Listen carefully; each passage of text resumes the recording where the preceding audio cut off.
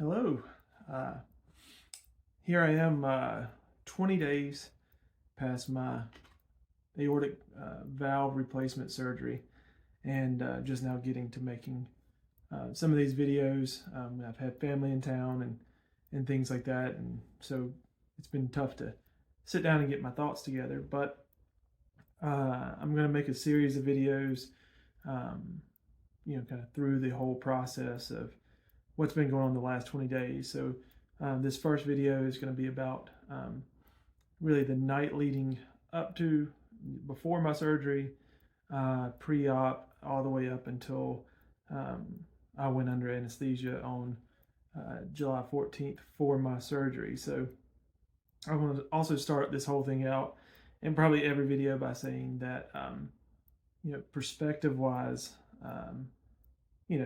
all these things are in perspective. So I'm going to talk about what I remember, the notes I've taken, how I felt in the moment. And what I'll tell you is, perspective wise now, some of these things are hard to remember. If I didn't take notes and have my wife to remind me, I may not remember these things. And so I think there's hope in that, because there's definitely some discomfort and some other things that were tough in the moment, but I can attest that they do pass, and you almost kind of forget them. So anyway, so let's kind of walk through. So the day before surgery was kind of interesting. So my parents had come into town to stay with my kids. Again, I have 4 kids, and my wife was planning on being in the hospital with me. So my parents came into town to stay with them. The night before, we just kind of hung out and had a big dinner, and then around 7 p.m.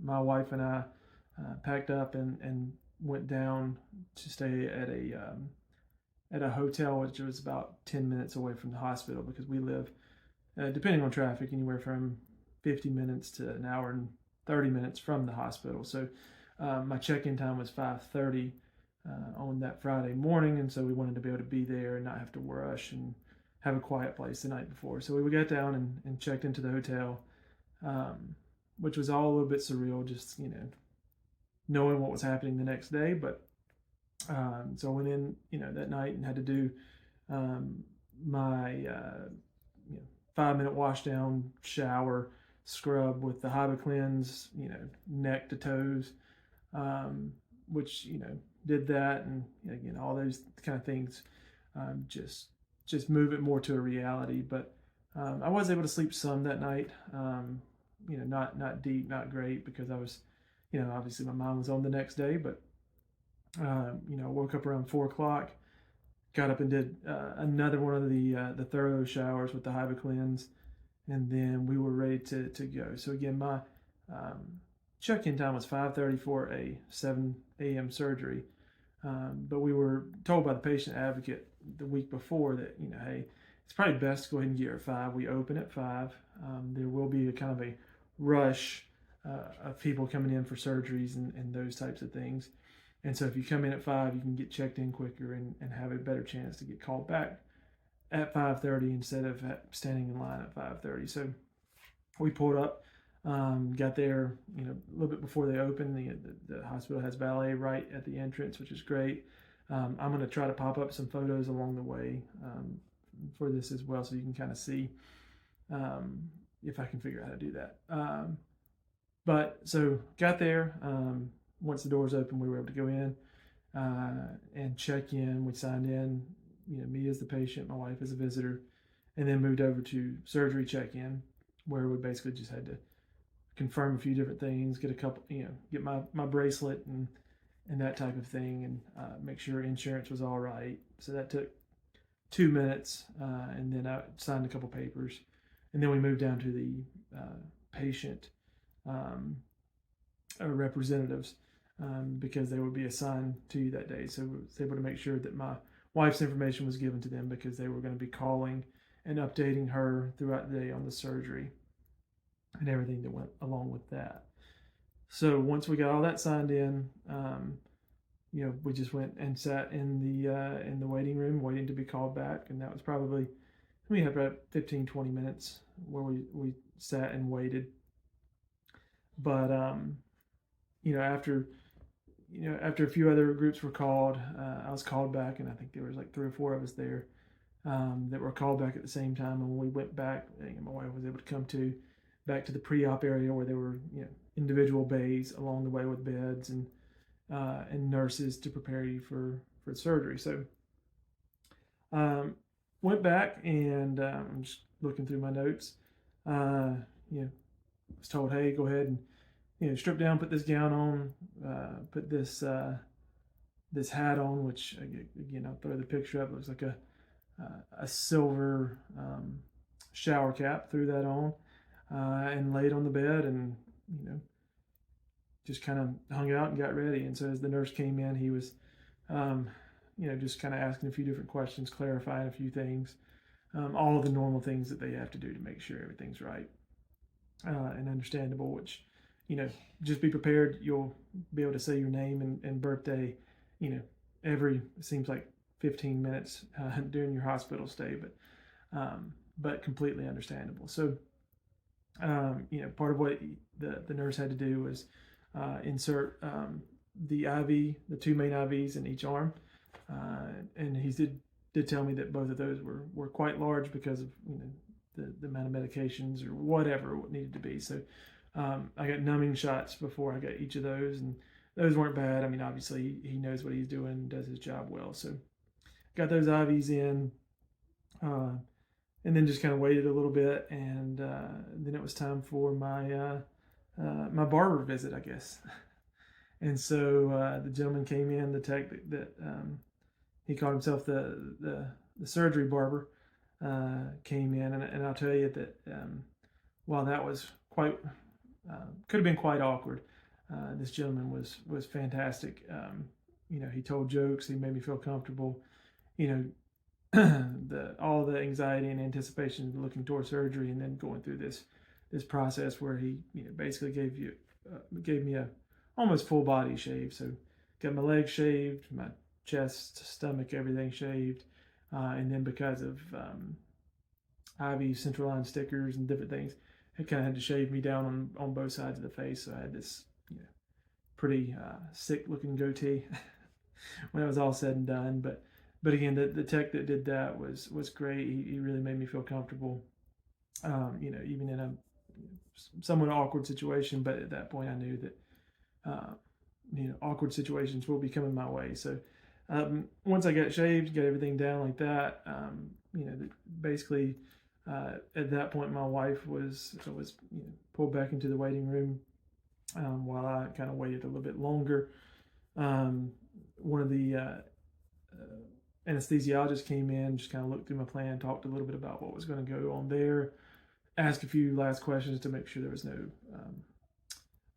allergies or anything like that, and he was gone, and then I just kind of sat and waited for a little while, and again, some of this is kind of blurry. I'm just looking through my notes, and then roughly around 7, maybe a few minutes before, a couple of the more of the team from the anesthesiologist came in and said, "Hey, we're just waiting on Mike, the anesthesiologist, for your surgery to come in, and then we'll roll you back to surgery." After a couple minutes, he came in, and off we went. And so, I didn't necessarily know what to expect because I've seen different videos, and I think different hospitals do it differently. But I rolled back on my gurney, and fully aware. I don't think I'd had any kind of medication at all at that point. Rolled into the operating room, and was kind of introduced to everyone around me. So I kind of backed into the operating room, and you had the perfusionist over on my right side, and you had there was probably 8 to 10 people in there, and they all introduced themselves from afar. Just so much was going on in my head and different things. And I remember looking up at the clock on the wall and seeing it was a couple minutes after 7. So then we rolled up, they rolled in beside the operating table and said, "All right, need your help." So I had to they dropped the bar on the gurney, and I had to kind of shimmy myself over onto the operating table, which again was all just kind of surreal in the moment, but did that. And then sometime before or during that time, I did ask because I heard music playing. And I said, "Hey, can I request some songs?" And so they said, "Sure." And so I made my request, and which was nice because I'd kind of look forward to doing that, and had a good time with that. But it really kind of helped relax me. As I moved to the table, my surgeon had come in and talked to me a little bit, and just asked if I had any questions or anything. And it's kind of funny. The one thing I told him was, I said, "Hey, just put the biggest valve in you can." And I think he chuckled a little bit there as well. So did that, and then as I was sitting on the table, I heard the anesthesiologist say, "Okay, we're gonna give you a little bit of medicine." And I kind of looked up and saw that the clock read 7:03 and 50 something seconds, something like that. I don't know, and I was completely out. And so from that point, I obviously don't know until I wake up in the ICU, which I'll make in a separate video. But I can say from talking to my wife and then knowing a little bit afterwards. So again, I was out around 7:03, 7:04, somewhere in that range, with the surgery thinking it was going to take 3 to 5 hours, and that was going to be for the replacement of the aortic valve and also the Bentel procedure that replaces the aortic root, because I did have some dilation there. And so during the time of the surgery, the patient reps, every so often would call my wife and say, "Hey, he's moving into surgery. He's in the operating room. He's doing this." And I think there was a couple of times where it spanned out for a little bit longer, maybe an hour and a half or 2 hours. So, that was all kind of part of what was going on again while I was out, and they were working on the surgery. But they would call and let her know, "Hey, this is." They put him on the bypass machine, and the surgeon's in there, and he's gone under, and all these different kind of milestones. And then toward the end, it did take a little bit longer, and so my surgeon came to do the consultation with my wife and my mom, who were both waiting, and said basically the only complication when my wife asked was I did bleed more than they expected, and so that ended up making it take a little bit longer. And so it took till about 2 o'clock before I was out of surgery and into the ICU and completely finished up. So I did end up having to have a transfusion during that, which I do remember that was one of the final questions they asked me is name, birth date, and do you consent to having a blood transfusion, which I of course said yes. They really didn't know why.